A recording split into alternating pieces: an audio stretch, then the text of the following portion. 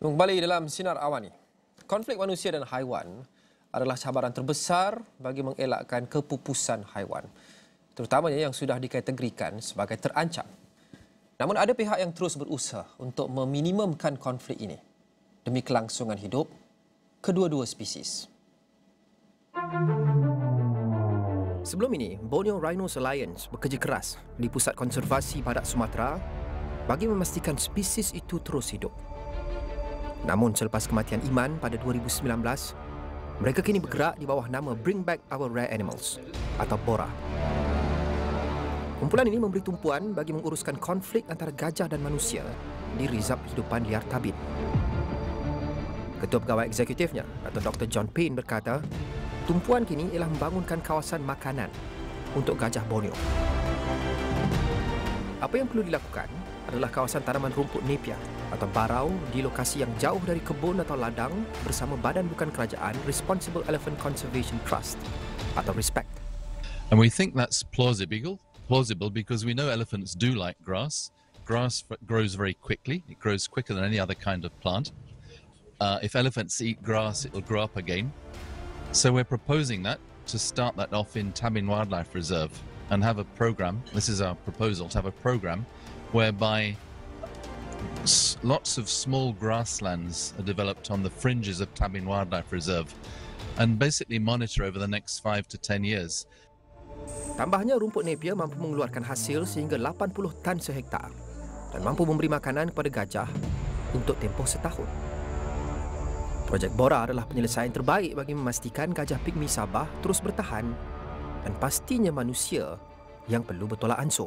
Dari sudut projek BORA ini dilihat sebagai satu alternatif penyelesaian untuk mencari langkah-langkah bagi mengatasi human-elephant conflict, ya.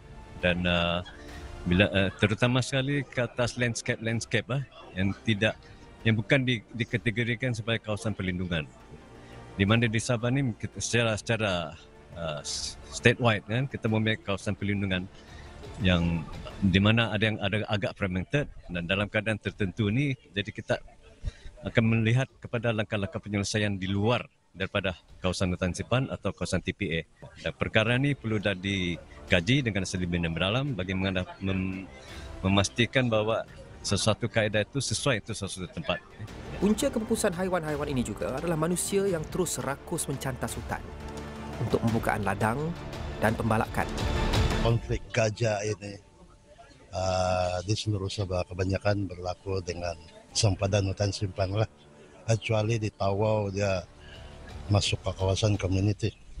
Contohnya kalau di Ladatu ini karena pembukaan ladang-ladang itu dan kemudian makanan di dalam hutan simpan itu kadang-kadang tidak mencukupi. Gajah ini akan keluar masuk ke hutan simpan.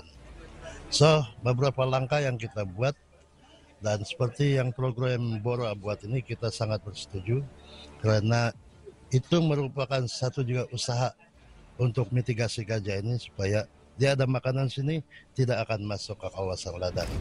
Mahu atau tidak, konflik akan berlaku. Namun ia boleh dielakkan jika manusia mengambil langkah yang perlu bagi mengelakkannya berlaku.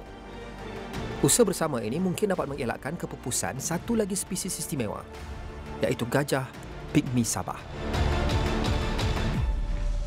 Baiklah, itu dia sedikit cerita mengenai usaha pihak BORA di Tabin Wildlife Lahadatu ini untuk menanam rumput untuk dimakan oleh kumpulan gajah yang datang ke kawasan ini. Sebelum ini mereka telah memberi makan kepada badak rhinos ataupun badak Sumatera, dan kini perjuangan mereka adalah untuk memelihara gajah di kawasan Tabin ini. Itu saya laporan daripada saya, Rizal Abdullah bersama dengan Saiful daripada Tabin Wildlife untuk Astro Awani.